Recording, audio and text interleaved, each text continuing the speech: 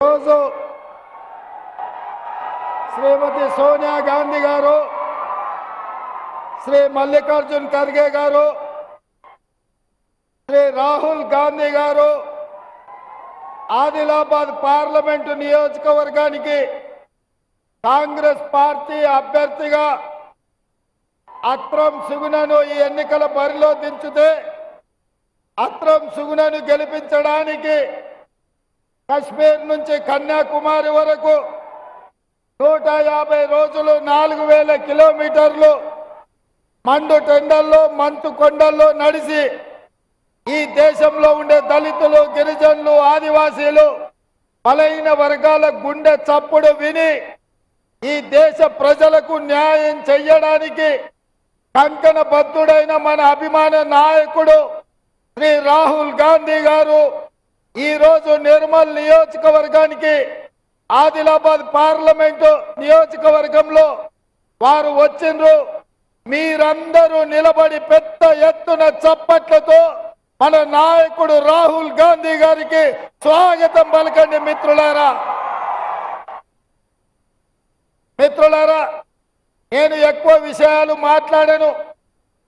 రెండు విషయాలు మాట్లాడి 17 సార్లు ఇప్పటి వరకు పార్లమెంటు ఎన్నికలు జరిగితే 70 సంవత్సరాలు ఈ ఆదిలాబాద్ పార్లమెంటు నియోజకవర్గం నుంచి ఏ ఒక్క మహిళకు అవకాశం రాలే.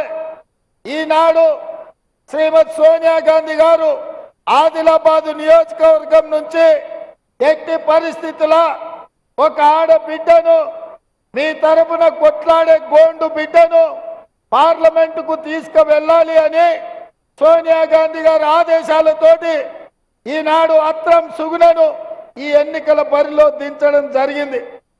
నేను ఒకటే విజ్ఞప్తి చేస్తున్న ఆదిలాబాద్ పార్లమెంట్ నియోజకవర్గ ప్రజలకు, 70 సంవత్సరాల తర్వాత కాంగ్రెస్ పార్టీ శ్రీమతి సోనియా గాంధీ గారు అత్రం సుగుణకు టికెట్ ఇవ్వడం జరిగింది.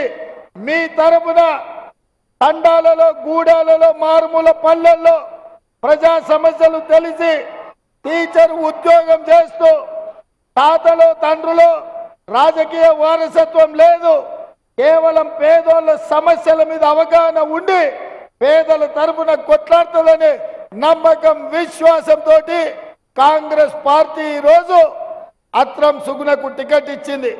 మీ పేదింటి బిడ్డను కొమరం భీం స్ఫూర్తిగా రామ్జీ గోండును ఆదర్శంగా తీసుకొని జల్ జమీన్ జంగిల్ పేరు మీద భూ పోరాటాలు చేసి నిజాంలకు వ్యతిరేకంగా తుపాకీ ఎక్కుపెట్టిన కొమరం భీంను స్ఫూర్తిగా తీసుకొని మీరు అత్రం సుగుణను గెలిపించండి.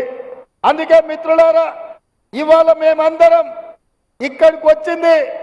మీకు తెలుసు ఆదిలాబాద్ అంటే నాకు ఎంత ప్రత్యేకమో. నేను పిసిసి ప్రెసిడెంట్ అయిన మొట్టమొదటి ప్రోగ్రాం నిర్మల్ నియోజకవర్గంలో మోడీ పెంచిన ధరలకు వ్యతిరేకంగా పెట్రోల్, గ్యాస్, డీజిల్, అదే విధంగా నిత్యావసర వస్తువుల ధరలు పెంచిన మోడీకి వ్యతిరేకంగా ఈ నిర్మల్ నుంచే కార్యక్రమం తీసుకోవడం జరిగింది.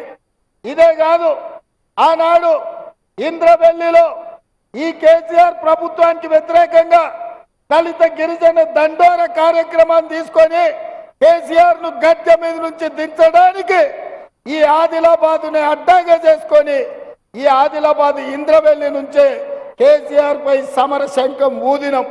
అదే విధంగా నేను పిసిసి అధ్యక్షుడిగా చెప్పిన, ఈనాడు ముఖ్యమంత్రిగా చెప్తున్నా, ఈ ఆదిలాబాద్ జిల్లాను దత్తత తీసుకొని మీ ప్రాంతాన్ని అభివృద్ధి చేసే బాధ్యత మాది, కాంగ్రెస్ పార్టీది. తుమ్మిడిఎట్టి దగ్గర ప్రాణహిత చేవెళ్ల ప్రాజెక్టును కట్టి 1,50,000 ఎకరాలకు మీకు నీళ్లు ఇచ్చే బాధ్యత కాంగ్రెస్ ప్రభుత్వంది, ఇందిరమ్మ రాజ్యంది. ఇదే కాదు, మీ ప్రాంతంలో ఉన్న సిమెంట్ కంపెనీ సిసిఐ మూతపడ్డది, సిసిఐను తెరిపించే బాధ్యత కాంగ్రెస్ పార్టీ తీసుకుంటుందని నేను ఈ సందర్భంగా తెలియజేస్తున్నా. మిత్రులారా, ఇవాళ కాంగ్రెస్ పార్టీ ఇంకా 4.5 సంవత్సరాలు, ఆ తర్వాత 5 సంవత్సరాలు, మొత్తం 10 ఏళ్ల అధికారంలో ఉంటుంది. ఈ ఆదిలాబాదును సస్యశ్యామలం చేసి ఈ ప్రాంత రైతులను ఆదుకునే బాధ్యత కాంగ్రెస్ పార్టీ తీసుకుంటుంది. ఈ ప్రాంతాన్ని అభివృద్ధి చేస్తుంది. ఇదే కాకుండా నిన్న మొన్న చంద్రశేఖరరావు చెప్తున్నాడు రైతు భరోసా పథకం పడలేదని. మరి చంద్రశేఖరరావు వేసినప్పుడు చెప్పిండో దిగినప్పుడు మాట్లాడుతుండో నాకైతే తెలియదు. కానీ ఈ నెల 9 తారీఖు లోపల ఈ రాష్ట్రంలో ఉన్న రైతాంగం మొత్తానికి రైతు భరోసా నిధులు మీ ఖాతాలో వేసే బాధ్యత మాది, ఇందిరమ్మ ప్రభుత్వాన్ని. అదే విధంగా రైతు రుణమాఫీ గురించి హరీష్ రావు మాట్లాడుతున్నాడు.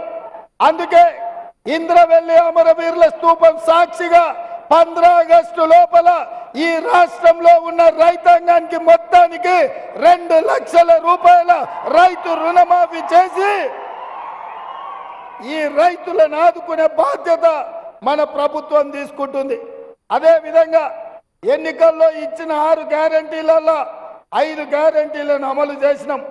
ఆడబిడ్డలకు ఆర్టీసీలో బస్సు ఉచిత ప్రయాణం, 500 రూపాయలకే సిలిండర్, 200 యూనిట్లు ఉచిత కరెంటు, రాజీవ్ ఆరోగ్యశ్రీ ద్వారా 10 లక్షల రూపాయలు ఉచితంగా, పేదవాళ్ళ ఆత్మగౌరవమైన ఇందిరమ్మ ఇండ్లు 4,50,000 ఇండ్లు, 22,500 కోట్లతోటి ఇవాళ పేదలకు ఇండ్లు కట్టించే కార్యక్రమం మనం తీసుకున్నాం. ఇన్ని కార్యక్రమాలు మనం చేస్తుంటే కేటీఆర్ అంటున్నాడు మీ 6 గ్యారంటీలు అమలు కాలేదని. అందుకే ఈ వేదిక మీద నుంచి కేటీఆర్ కు సూచన చేస్తున్నా, అయ్యా నీకు సినిమా పరిశ్రమ వాళ్ళు బాగా తెలుసు కదా, నువ్వు మంచిగా చీర కట్టుకొని తయారయ్యి ఆర్టీసీ బస్సు ఎక్కు. కేటీఆర్ కు సూచన చేస్తున్నా, మంచిగా చీర కట్టుకొని ఆడపిల్లలాగా తయారై ఆర్టీసీ బస్సు ఎక్కు. ఒకవేళ నిన్ను టికెట్ అడిగితే 6 గ్యారంటీలు అమలు చేయనట్లే. టికెట్ లేకుండా నువ్వు ఇంద్రవెల్లి గాని, నాగోబ జాతర గాని, భద్రాచలం రాముల వారిని గాని, యాదగిరిగుట్ట లక్ష్మీ నరసింహస్వామిని దర్శించుకోవడానికి 1 పైసా అడగకపోతే మా 6 గ్యారంటీలను అమలు చేసినట్టే. అందుకే మిత్రులారా, ఇవాళ మనం మన రాష్ట్రాన్ని అభివృద్ధి చేసుకుందాం. మనం ఆదిలాబాద్ నుంచి అత్రం సుగుణను ఎంపీగా గెలిపించుకుందాం. ఇన్ని మనం చేస్తుంటే బీజేపీ మనకేమిచ్చిందయ్యా? ఒకసారి తీసుకోండి, అది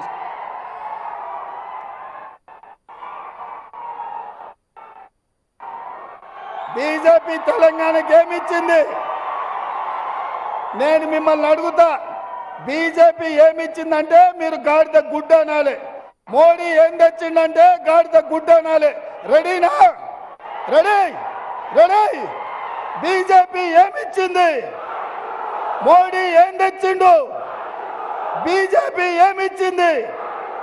మోడీ ఏం తెచ్చిండు? బీజేపీ ఏమిచ్చింది? మోడీ ఏం తెచ్చిండు? మరి నేను అడుగుతున్న ఆదిలాబాద్ బిడ్డల్ని, మనకు గాడిద గుడ్డిచ్చిన బీజేపీకి కర్రు కాల్చి వాత పెడదామా లేదా? సిద్ధమా? బీజేపీకి కర్రు కాల్చి వాత పెడతారు కదా. అత్రం సుగుణకు 1,00,000 మెజారిటీతోని ఇక్కడ ఎంపీగా గెలిపించాలి. రెడీనా? నేను 1,00,000 అంటే మీరు పక్కా అనాలి. Okay okay. 1,00,000 1,00,000 1,00,000 1,00,000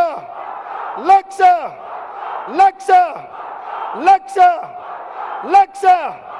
1,00,000 1,00,000 1,00,000 1,00,000 1,00,000 1,00,000 1,00,000 1,00,000 జై కాంగ్రెస్, జై జై కాంగ్రెస్. హస్తం గుర్తుకే, హస్తం గుర్తుకే. ధన్యవాదాలు సోదరులారా.